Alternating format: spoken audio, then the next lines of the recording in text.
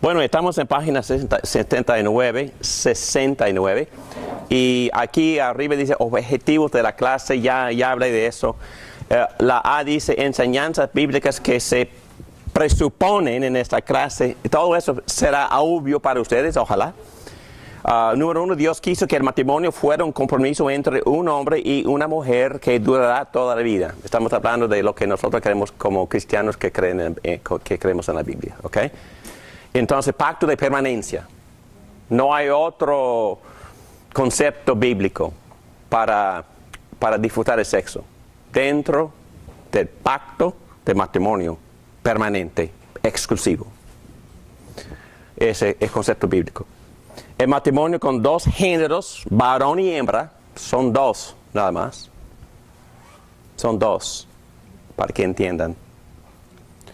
No es la invención del hombre, sino una institución sagrada ante los ojos de Dios que representa, y vamos a profundizarnos en ese concepto, que representa la relación entre Cristo y su iglesia.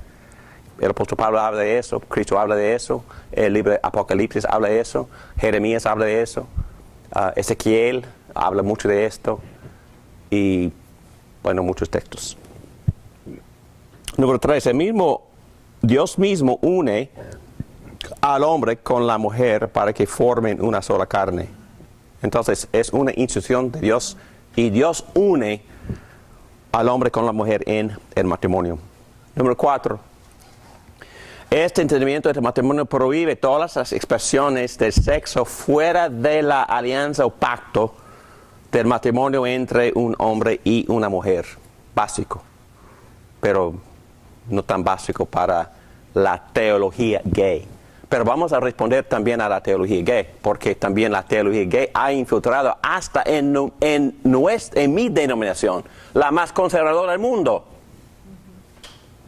Y iglesias han salido de nuestra denominación porque están insistiendo que Dios bendice relaciones más allá de hombre y mujer en el matrimonio, en la PCA. Número 5. Existen ciertas características y papeles distintos de los géneros blasfemia, ¿verdad? Porque son igualitos. No, estoy representando la crítica. Hay personas que dicen que esta es blasfemia porque dicen que no hay distinción ninguna entre hombre y mujer. Pero la Biblia enseña con claridad igualdad con papeles. ¿Basado en qué? En la misma Trinidad. Basado en la relación entre padre e hijo. Igualdad con papeles distintos. Entonces, matrimonio, igualdad con papeles distintos. En la iglesia, igualdad con papeles distintos. La Biblia enseña esto con toda claridad. Y aún las iglesias evangélicas están abandonando estas doctrinas básicas que son bíblicas y claras. Muy bien. No voy a, entonces, aquí tengo hasta 3 páginas en las guías que hablan de flujo de pensamiento. No voy a leer esas 3 páginas. Voy a tratar de dar un resumen. No sé si este material les importa, pero a mí sí. Porque me interesa mucho saber de dónde vino todo este pensamiento. ¿Ok? Yo creo que empezó ¿dónde? Oh, en el jardín de empezó todo. Sí, exacto. ¿Qué dijo Satanás a Eva? Serán abiertos vuestros ojos. Y serán como dioses. Oh, qué bueno. Nueva era, empezó ahí. Soy Dios. No estoy bromeando. Panteísmo empezó ahí. Monismo empezó ahí. Estas filosofías que dicen que no hay distinción entre Dios y lo que Dios ha creado. Panteísmo dice que no existe creación. Monismo dice que no existe Dios personal. Todo es lo que es material y todo es divino. Existe una sola realidad de energía. Entonces, si yo quiero ser religioso y no quiero ser religioso, quiero ser espiritual. Hay que entender que cuando una persona te dice, no soy religioso, sino espiritual, esa persona es prácticamente un hindú. Es un budista. Porque está diciendo que mi Dios es lo que yo siento en la chispa divina dentro de mí. Es lo que están diciendo. Bueno, puedes ir a esa iglesia. Oh, estás en esa iglesia. Bueno, vale repetir esto. Cuando no tenía ninguna idea de todas esas cosas, estaba siempre en mis vecindarios, estoy tratando de buscar conversaciones con mis vecinos. Y hace muchos años, en otra ciudad, estaba caminando y salió muy milagrosamente un anglosajón, así como yo, en este barrio mexicano, 100% mexicano, pero salió el otro anglo. Y empezamos a hablar, porque los mexicanos en aquel entonces no estaban hablando así, pero él salió hablando de todos los conceptos de nueva era. Y después, un domingo en la tarde, y había predicado 2 veces en inglés y en español, y estaba muy cansado, y empezamos a hablar de la filosofía. Y hablamos por 3 horas. Y al fin de la conversación, no sé quién dijo la pregunta, pero los dos dijimos, vamos a averiguar si en verdad nos hemos entendido. Ok. Y él me dijo a mí, porque él inició la pregunta, déjame averiguar si entendí lo que tú has estado diciéndome, David. Tú estás diciendo que tu identidad como persona, tu propósito en la vida, todo lo que te importa a ti, va alrededor de tu identidad con otra persona.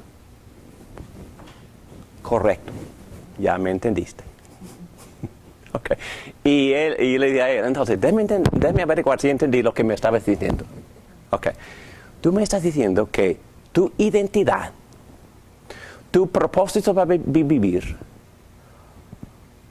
hasta tu espiritualidad, tu Dios, todo está dentro de ti. No, es más, tú eres Dios. Sí, David, me entendiste. Es que ellos admiten. Es que no es concepto ajeno para ellos. Y nosotros tenemos que entender eso.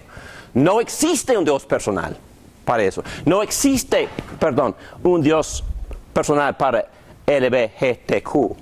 Porque todo tiene que ver con lo que yo me encuentro en mi yo auténtico, en mis sentimientos, en mis deseos. Son infalibles, son divinos.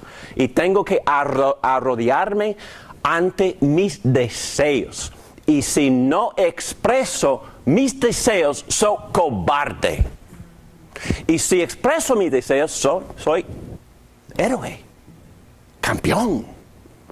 Entonces ustedes pueden ver en las noticias, tanto la prensa aplaude, ¿verdad?, a las personas que se expresan así, en todas estas categorías. Ya estamos ahí, hermanos. Ya estamos ahí en nuestra sociedad. Muy bien. Entonces, rápidamente, si puedo, brincando hasta el siglo V. Entonces, por más o menos 1000 años, esta edad se llama la Edad Media. Y en los libros de la historia, en las escuelas públicas, llaman, esta edad se llama la edad de oscuridad. ¿Por qué? Porque por lo menos en esa era dominaba la iglesia, para el bien o para el mal. Y por lo menos el mundo, estamos hablando de Europa, por supuesto, tenía alguna autoridad. Tenía alguna autoridad absoluta. Y puede leer esa primera cita de C.S. Lewis, por favor, con micrófono, para que llegues a ser famoso en todo el mundo. Es una cita del escritor famoso C.S. Lewis. Para el hombre sabio, el problema más importante ha sido cómo unir la realidad con el conocimiento científico. Pero el verdadero problema es cómo someter los deseos, cómo someter este conocimiento a los deseos del hombre. Ok, en otras palabras, en esta era, si yo tengo un problema, yo consideraba que el problema existía en mí. El problema existe en mí porque no me he conformado a lo que es. No me he conformado a la realidad que es. En otras palabras, a Dios, a sus absolutos, a sus leyes, a su sabiduría, a su diseño. Entonces los sabios trataban de conformarse a la realidad verdadera. Pero algo cambió y hoy en día es totalmente al revés. Si yo tengo un problema, yo asumo que el problema es ¿dónde? Afuera. El problema existe en la realidad, entre comillas, y mi reto, mi desafío es cambiar mi ámbito para que se conforme a mí. Es totalmente al revés. Y esto es exactamente lo que está pasando con los transgéneros. Y vamos a profundizarnos más en eso al ratito. Pero ¿me entienden? Es que si tengo problema en mí, el problema no es que no esté conforme, es que la realidad no está conforme. Entonces tengo que cambiar la realidad externa. Y también la realidad externa incluye también mi cuerpo. No obedezco mi cuerpo. Perdónenme, no obedezco a mis genitales tampoco. Eso queda en otra realidad que yo tengo que dominar y cambiar si es necesario para que se conforme a mis deseos, a mi yo auténtico. ¿Ok? Y eso es exactamente como, bueno, lean las noticias, eso es exactamente lo que esas personas están diciendo, que a fin de cuentas encontré paz porque ya obedecí, mi yo auténtico. Y después vino la Reforma y con el mismo tiempo entre siglos XV y XVII, Renacimiento. Y había un movimiento prácticamente mundial de resistir la autoridad de la Iglesia, y la Reforma también resistía muchísimo la autoridad de la Iglesia porque estaba en muchos errores, pero hay que entender que hasta la Reforma es parte de este flujo de pensamiento, porque junto con la Reforma, el Renacimiento, donde empezaron a reinvestigar y apreciar de nuevo las culturas griegas y latinas de los siglos antes de Cristo y un poco después. Entonces se llama apreciar la literatura clásica y el pensamiento clásico. Y luego, después, más o menos en el siglo XVIII, la era de iluminación. Entonces, hay que entender que en un sentido, el cristianismo produjo esto. Y produjo libertad verdadera, pero al mismo tiempo algunas personas ya libres dijeron, bueno, ya podemos empezar a pensar por nosotros mismos. Entonces esta era también se llama la era de la razón. Y lo que pasó es que la razón empezó a dominar el pensar de la gente. Entonces lo más importante es razonar, es obedecer la lógica del pensar humano. Y eso puede ser bueno o malo, depende. Pero ¿qué es malo? Depender exclusivamente de la razón. Pero en otras palabras, ¿hay algo de malo con mi razón? Nuestra razón es engañosa totalmente. Bueno. Entonces, la razón es buena. La razón es un don de Dios. Y para poder enseñar esta clase tengo que usar razonamiento. Pero también todas las facetas de mi personalidad, de mi ser como ser humano, de mi naturaleza, son afectadas por el pecado. Y hasta mi razonamiento. No razono muy bien, o a veces razono completamente erróneamente. Y entonces es lo que pasó. Entonces esta era, ellos empezaron a razonar separados de la revelación de Dios. Y voy a ir muy rápido ahora porque ustedes conocen este nombre, Nietzsche, ¿verdad? Nietzsche es famoso por este refrán, Dios está muerto. Y leí bastantito, no soy filósofo, pero leí bastantito de los pensamientos de Nietzsche. Nietzsche no era mala persona, no era ateo, él estaba nada más compartiendo sus observaciones. Él estaba observando que la sociedad del mundo ya había ido muy, muy lejos de la revelación de Dios. Entonces de ahí empezó el concepto de que no hay, él dijo que entonces no hay, él usó la frase traducido davídicamente, no hay grandes ideas. Pero entendemos cuando él dijo no hay grandes ideas, que no hay absolutos. Pero era correcto lo que él observó. No había absolutos, porque cada quien pensaba según su propio razonamiento. Y por supuesto, estamos llegando al existencialismo. Existencia precede esencia. Habló muy bien. También en la bibliografía pusimos un sermón de, ¿cómo se llama? Michelin de la República Dominicana. Él habla muy bien de este fenómeno en ese sermón.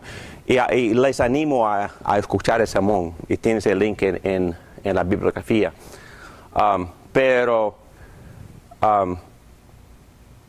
Empezamos en todas las culturas de nuestra civilización decir cosas como yo defino mi propia realidad. Hasta no hay absolutos, todo es relativo. Entonces brotó lo que se llama relativismo, que cada quien decide su propia moralidad. Y estamos llegando, ¿verdad? Estamos llegando a este gran problema. Y el problema se expande o llega a ser más problemático cuando Marx introdujo sus pensamientos del instinto de manada.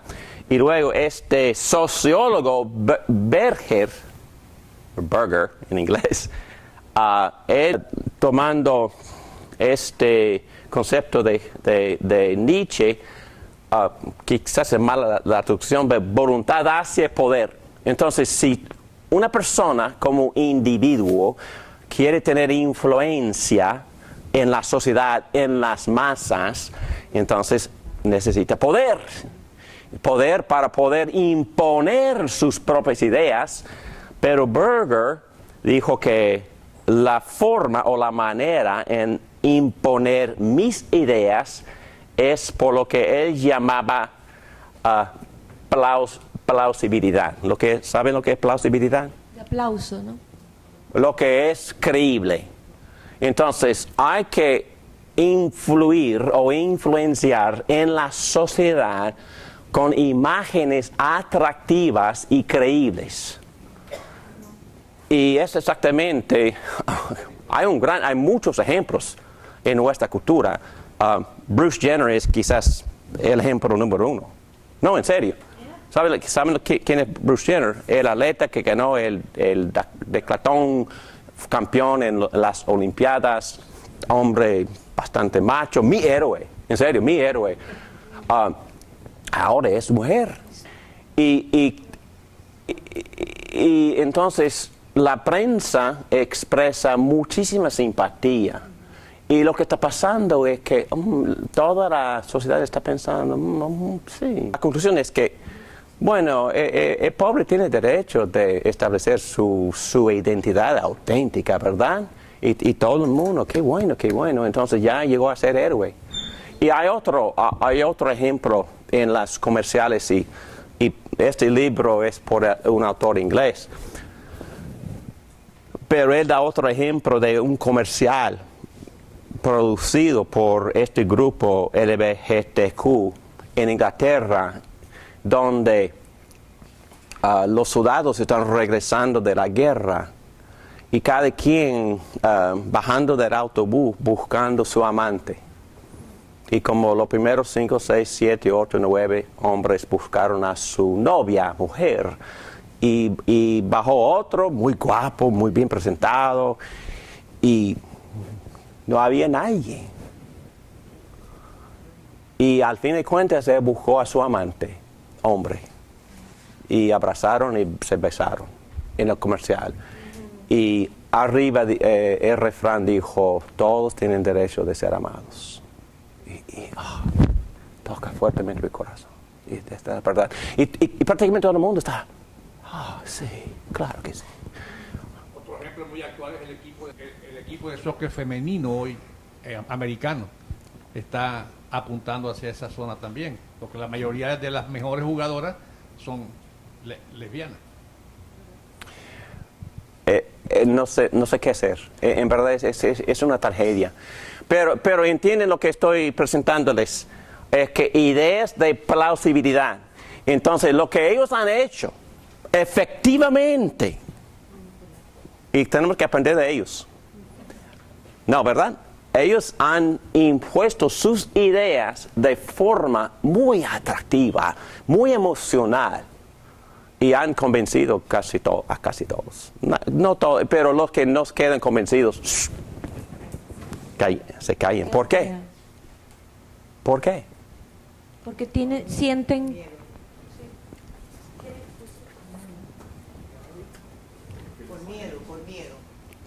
Por miedo, exactamente. Y por vergüenza.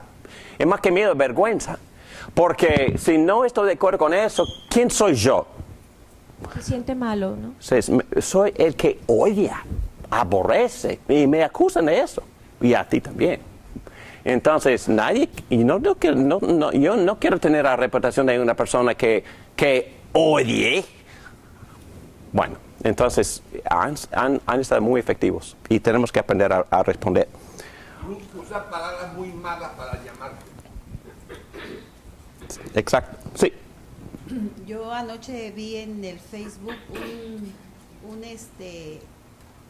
un video de un homosexual que adoptó a una niña con síndrome de Down, o sea, pasan hasta con música romántica como para decir qué buena obra está haciendo esta persona, ¿no? O sea, y sí, en verdad la gente que no conoce del Señor, sí, mira, viste, eso es amor. O sea, nos meten todas esas cosas con una sutileza como para decir qué bonita obra que está haciendo esta persona, ¿verdad? Exactamente. Y lo que diría yo, no solo los no creyentes, los cristianos también están abrazando, aceptando estas ideas. Yo empecé diciendo esto de las ancianas en mi iglesia que ya habían aceptado esas ideas y tenían muchísima simpatía para esas personas. Y elegimos un alcalde homosexual por primera vez en la historia de nuestro pueblo. Y las ancianas, qué bueno, al fin de cuentas están honrando. Las evangélicas, no estoy hablando de gente no creyente. Entonces hay que entender hasta qué extremo ya hemos llegado.